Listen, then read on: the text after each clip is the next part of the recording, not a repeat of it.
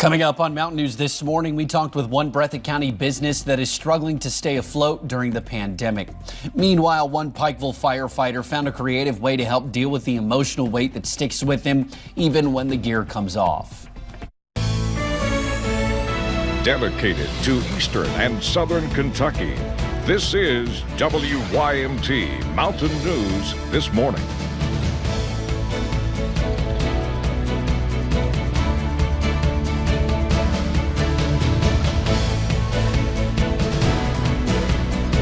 Well, good morning on this Thursday. Your time is now 6:34. It is July the 9th, and thank you for tuning in to Mountain News This Morning.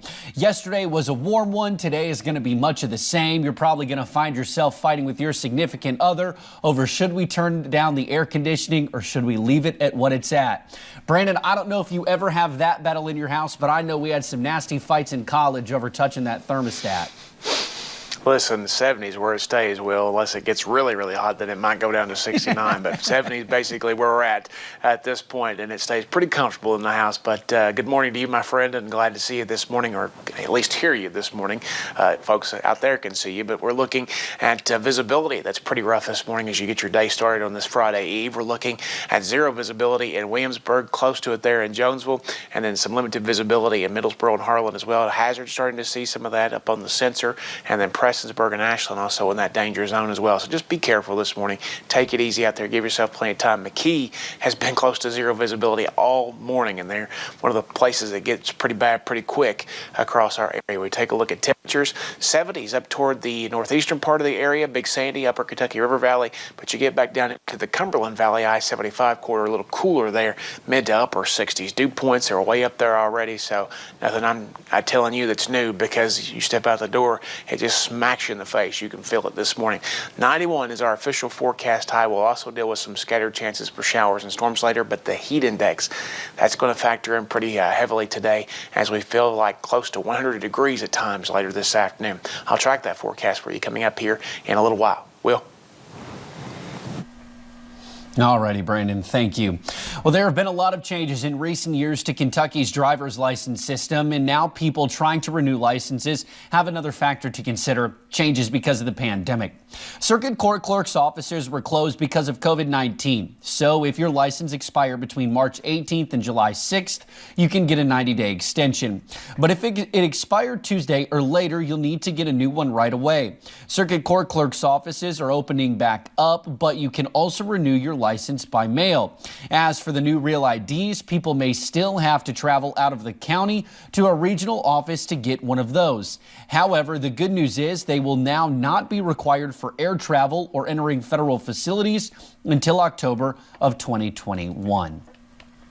Well, a drug company officer admitted to not reporting large suspicious orders of pain pills by a Clay County pharmacy. The pharmacy played a big role in helping flood the community with pills that involved the pharmacy company McKesson.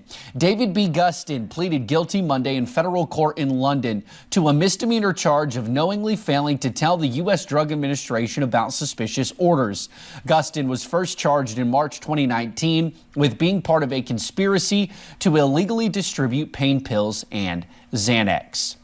Meanwhile, Senate Majority Leader Mitch McConnell held a news conference in Winchester to announce the area will now be included in the high-intensity drug trafficking program. The program brings in federal dollars to help get drugs off of the street. He was joined by the drug czar Jim Carroll, who is the director of the White House Office of National Drug Control Policy. He says the program focuses on prevention and treatment. It also has a heavy emphasis on law enforcement, holding drug traffickers accountable. Senator McConnell says this effort could not wait, as the pandemic has played a role in a spike in overdose deaths. With everybody cooped up at home, it created a whole different set of challenges for America. So far, a total of 36 counties in Kentucky have been highlighted for federal drug prevention aid. Well, yesterday, WYMT talked with Democratic U.S. Senate candidate Amy McGrath in an exclusive interview, her first since the primary election. McGrath discussed her victory over Charles Booker and how she is calling on Booker supporters to vote for her and defeat Senate Majority Leader Mitch McConnell. McGrath also spoke about handling the COVID-19 pandemic, and she said she would support Governor Beshear if he put a mandate in place to require everyone to wear masks in public. And it shouldn't be politicized. And that's the thing that bothers me right now, is that somehow we're politicizing this, and we should not be doing that. We should be doing what it takes in accordance with public health to get this coronavirus under control. You can see the full interview Sunday morning and Monday evening on Issues and Answers right here on WYMT. Well, Senator McConnell, as we just told you, is up for election in the fall, and it is shaping up to be an extremely expensive race. Amy McGrath has an uphill battle to unseat Kentucky's longest-serving senator. McGrath's campaign says she raised more than $17 million in the second quarter. That is more than double what Senator McConnell raised in the last quarter.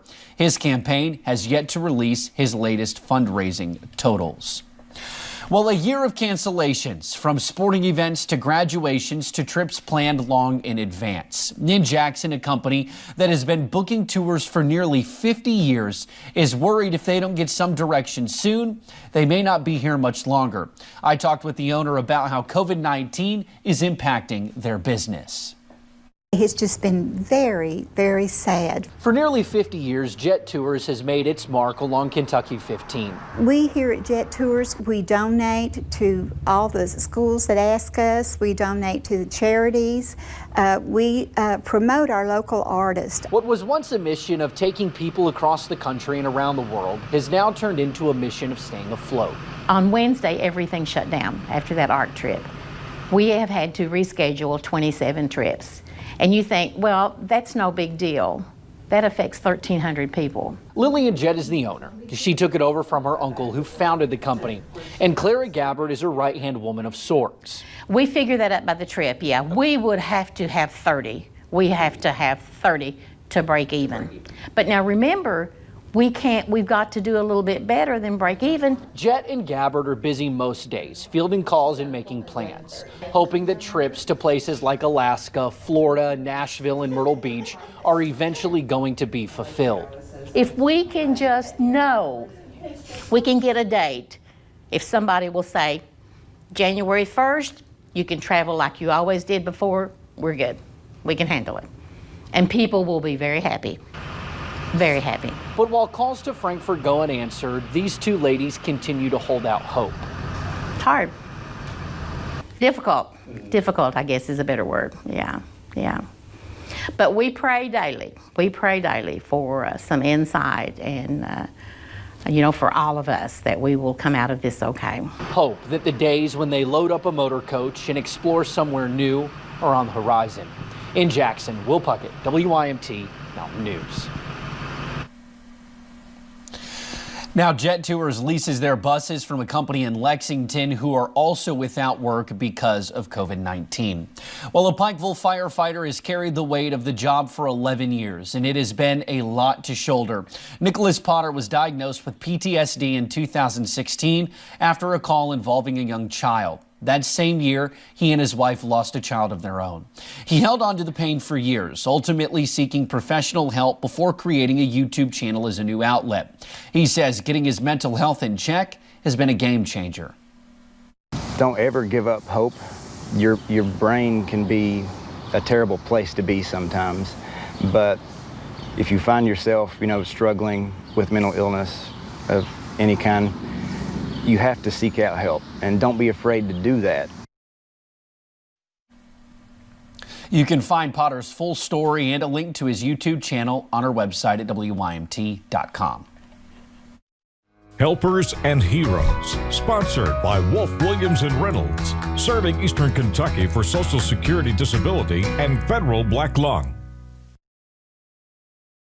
Well, one of my favorite parts of the morning, we get to showcase those frontline workers that are working so hard for serving our communities during this pandemic that just continues to go on. Let's take a look at our first picture this morning, and it comes to us from Dee Dee. This is her daughter, Deanna Aislinger. She works in the Environmental and Service Department at Harlan ARH. She helps make sure that patient rooms are clean and sanitized, which is vital during this time.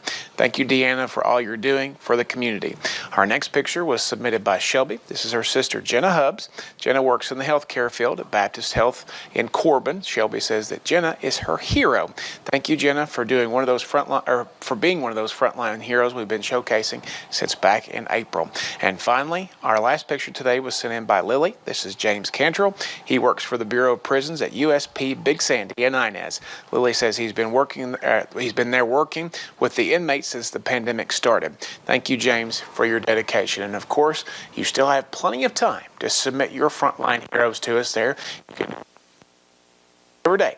You can go over to WIMT.com. On the drop down on the left side of the screen, you can click down heroes and helpers and heroes close to the bottom, or you can go over to the search bar and type it in, helpers and heroes. Also, you can send me a message on my Facebook page. It's Brandon Robinson, WIMT. Will?